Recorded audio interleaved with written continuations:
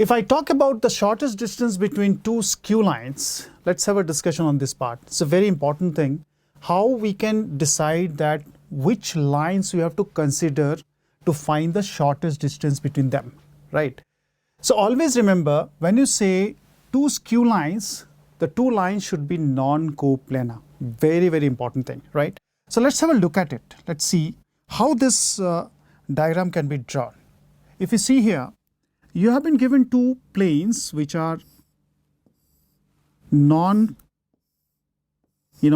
have two planes, and obviously we are taking two lines which are non-coplanar. So that means we are talking about one line. This is line number 1 and this is line number 2, right? So both the lines are lying on the different planes, right? They are non-coplanar. So that means we have to find the distance between them. So that is how the discussion will proceed now, right? So what do we have? We have to find the shortest distance between these two lines. Yes, these lines are neither intersecting nor parallel. Okay, this is a very important thing. So yes, if this is a line, you can see here, this is the first line we are talking about. So if I'm talking about this line, I'm talking about this line. So there is a point. Always remember, this point is nothing but it is passing through A1. Here also it is passing through A2. This is the point we are talking about. The position vector of the point, this one is A1, and the position vector of this point is A2. This is what we know. Now again, if I'm talking about the vector which is perpendicular both the lines, right? So this is nothing but very simple logic we use, that is B1 cross B2 we have, right? So that means if I'm talking about the shortest distance, it is nothing but it is B1 cross B2 dot A2 minus A1 upon B1 cross B2. Very simple, right? So just remember this form. Okay. Now, let me go to the next part. These lines are coplanar. If we have this A2 minus A1 B1 B2, right? STP, scalar triple product we are talking about, this is always equal to 0. So this condition you have to remember. This condition can be used in lot many problems, right? So I've just directly written the formula. I'm not deriving it. Now let's talk about distance between two parallel lines. Yes, you can see here, this is R is equal to A1 plus TB.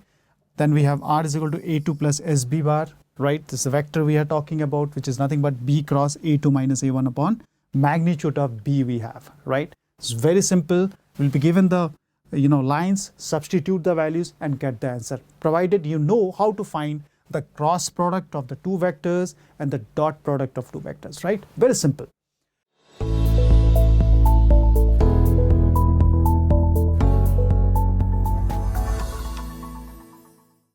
Let's go to the plane equation. Very simple. Let's have a look at the equation of the planes, different forms of planes, of different equations we have. So you can see here, we have been given ax plus by plus cz plus d is equal to 0.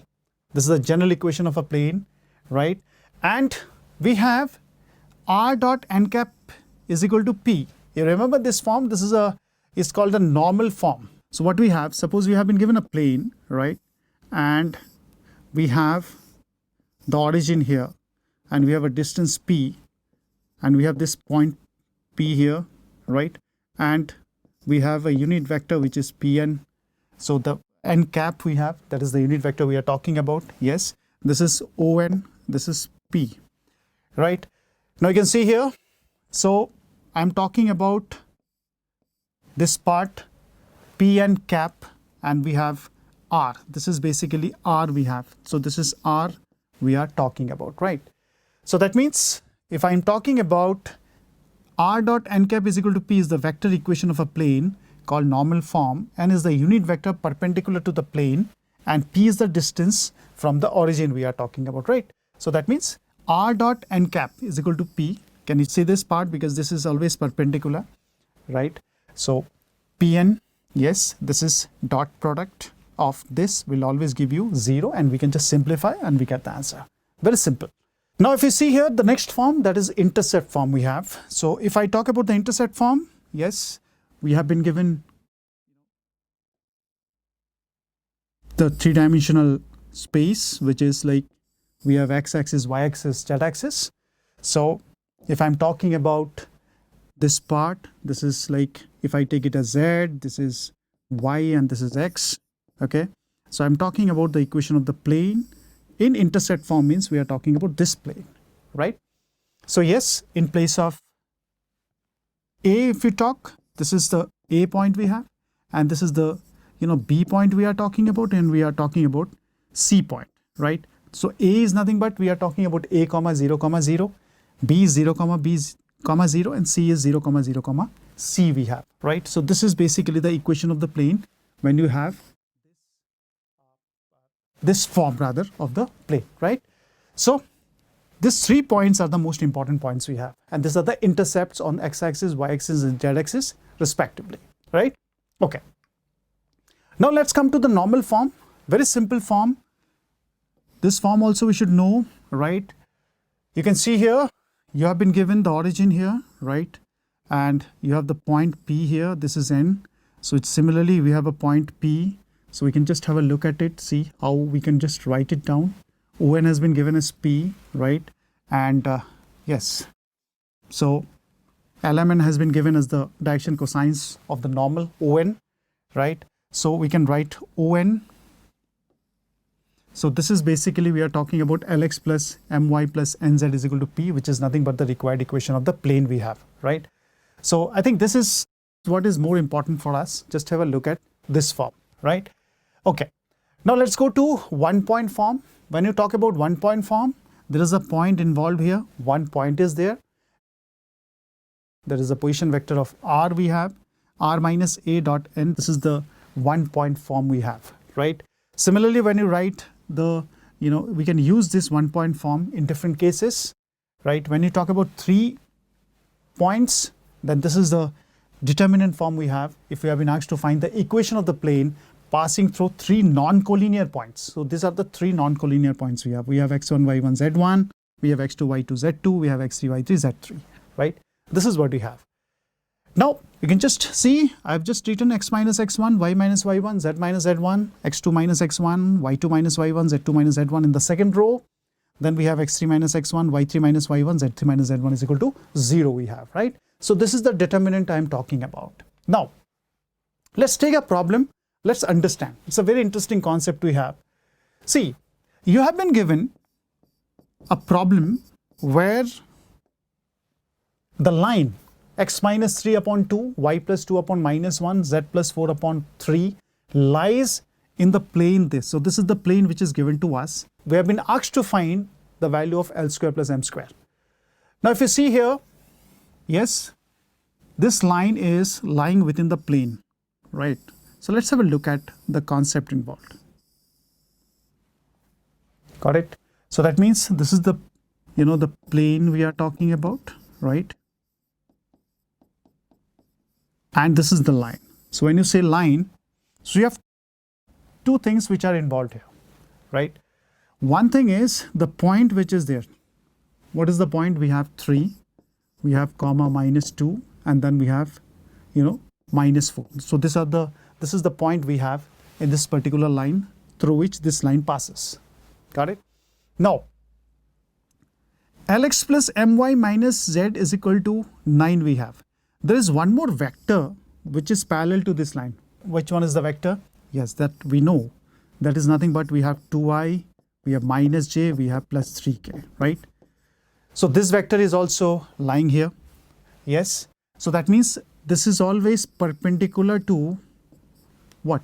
The normal to the plane. So if we say normal to the plane, what we have? We have L, we have M, we have minus 1. So this is the normal to the plane we are talking about, right? So that means there will be 2 conditions which will be satisfied here, right? One is 3 minus 2 minus 4 will be lying in the plane. So that means we have 3L, we have minus 2M, right? Then we have minus 4. You can see here, this is minus minus plus 4 we have, which is equal to 9, right? And then we have 3L, this is minus 2M is equal to 5. So this is equation number 1 we have, right? And also if you see this vector 2i cap minus j cap plus 3 cap, and we have Lm minus 1. These are the, the normal I'm talking about. The normal is what? Normal is we have Li cap plus Mj cap minus k cap, right? So what is the condition? Yes, because this is perpendicular to the parallel vector to this line, which is nothing but we have 2L minus M. So this is 2L minus M, then we have minus 1 into 3, which is coming out to be minus 3, which is equal to 0, right? So what we can do, we can just simply solve this form now. You can see we have been given 2L minus M minus 3 is equal to 0 and 3L minus 2M is equal to 5. So we have to find the value of L and M. Yes, I think it's a very simple calculation we have. We have 3L minus 2M is equal to 5. Then we have 2L minus M is equal to 3. We can just multiply the, the calculation can be done into 1. This is 2. We can just do this calculation. Very simple one. Yes, let's do it. So what we have? We have 3L minus 2M is equal to 5. This is 4L minus of 2M, right? And this is coming out to be 6, right? So this is cancelled. We have minus L, which is equal to minus 1. So L is coming out to be 1. So what about M then? M is what? So 3 into 1, this is minus 2M, which is equal to 5, right? And 2M is equal to how much? We have, yes, this is minus 2. So M is equal to how much? Which is coming out to be minus 1, right? So we can say L is equal to 1 and M is equal to minus 1. What we have to find? We have to find L square plus M square. That means it is nothing but we have 1 square plus minus 1 square, which is coming out to be 2 in this case, right? So hopefully these concepts are clear to you.